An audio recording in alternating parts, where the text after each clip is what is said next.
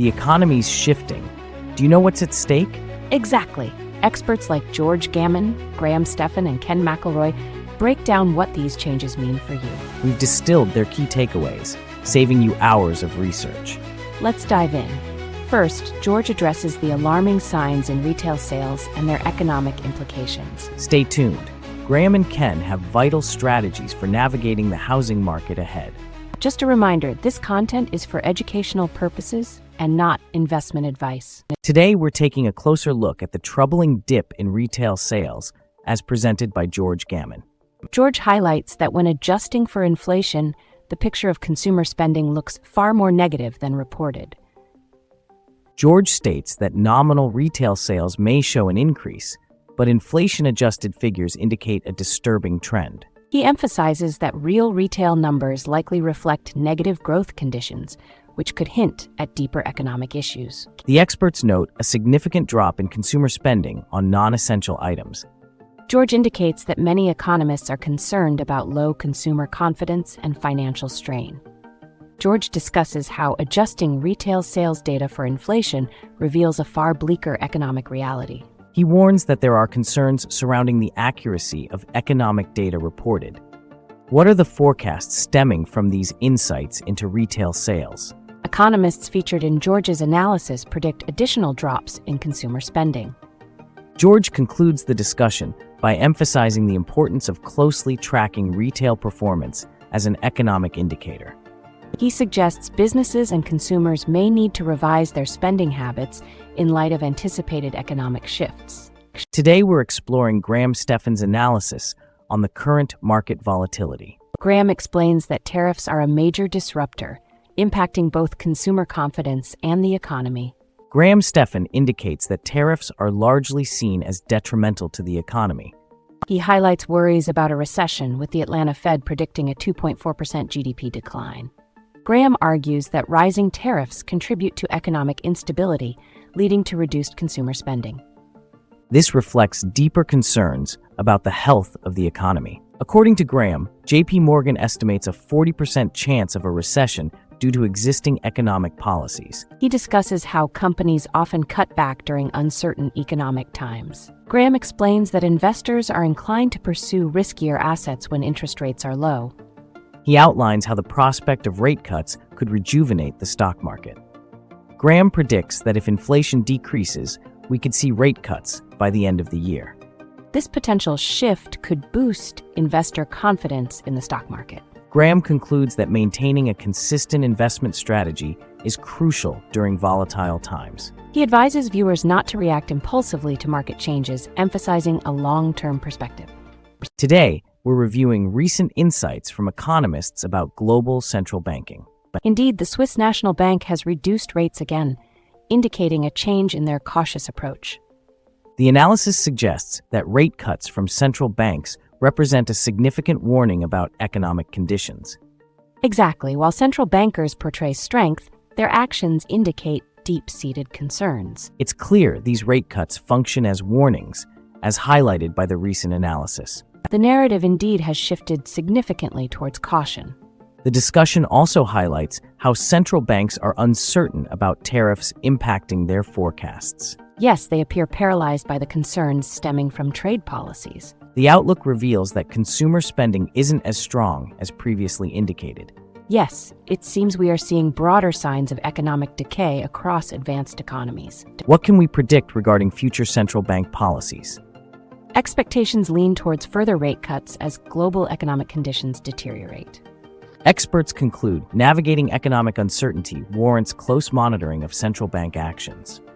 Absolutely, and investors may need to adjust their strategies in light of these ongoing low rates. Today, we're evaluating the recent analysis presented by MHFin about the challenges faced in the U.S. housing market in 2025. MHFin emphasizes that while prices are still at record highs, market sentiment is collapsing, echoing worries from 2008.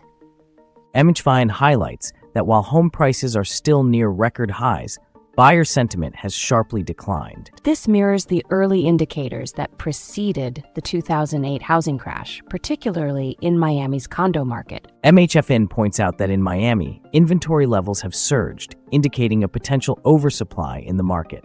In fact, inventory levels range from 15 months to 21 months now, indicating a major imbalance. MHFN notes that pending sales have drastically decreased, suggesting that the market is effectively frozen. Such stagnation could lead to more significant declines, paralleling previous events. MHFN references past predictions from 2007 that anticipated a drastic downturn shortly after reporting high inventory levels. These historical comparisons help us understand the potential risks we currently face. MHFN warns that if inventory continues to rise while sales remain low, we could see substantial price corrections. As equity prices decline, it could instigate a housing downturn. MHFEN advises that stakeholders should closely monitor changing inventory levels and sales activity. He emphasizes the necessity of a cautious approach when evaluating real estate investments as conditions evolve. Today, we're discussing the current trends in Florida's housing market with real estate expert Phil Miller, who shares his insights on potential market corrections. Phil emphasizes the similarities between today's market conditions and those leading up to the 2008 crisis, noting significant challenges ahead. Phil foresees a potential price drop of 40% to 50% in various Florida markets as economic pressures mount. He notes that current affordability issues are compounded by rising taxes and living expenses. Phil explains that the enormous inflation has created a severe mismatch between income levels and housing costs. The current average household must earn over $100,000 to afford a home at today's prices.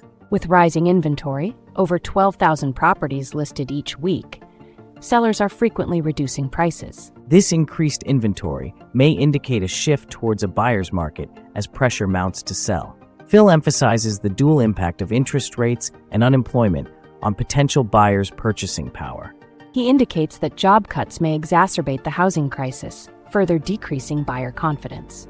Looking ahead, Phil anticipates a substantial correction that could reshape the real estate landscape. He suggests that vigilance will be crucial for buyers and agents navigating this unpredictable terrain. In conclusion, Phil advises potential buyers to remain patient and wait for clarity in the market. For sellers, understanding realistic price adjustments is essential to navigate the downturn. Today, we're diving into Ken McElroy's insights on the shifting real estate landscape. Ken warns that continuing to invest in coastal markets could lead to significant financial missteps. According to Ken McElroy, it's a significant error for investors to stick to the coastal markets they favored in the past. He highlights that rising operating costs are outstripping rent growth. Ken points out that unsustainable costs across various cities drive migration. He notes that safety and employment prospects are becoming increasingly pivotal in relocation choices.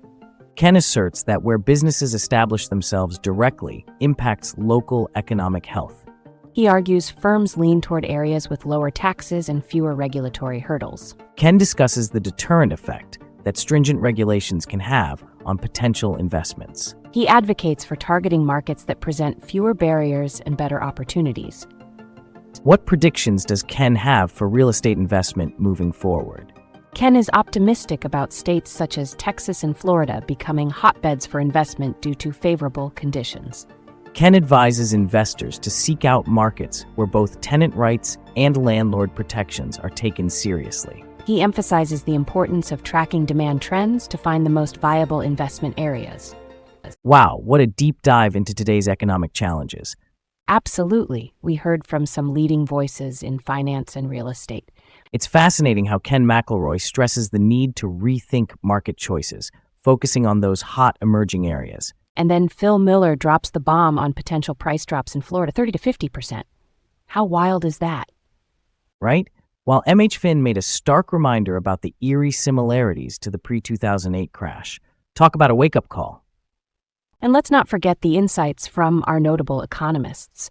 They hinted that the recent rate cuts may signal more weakness than resilience in the economy.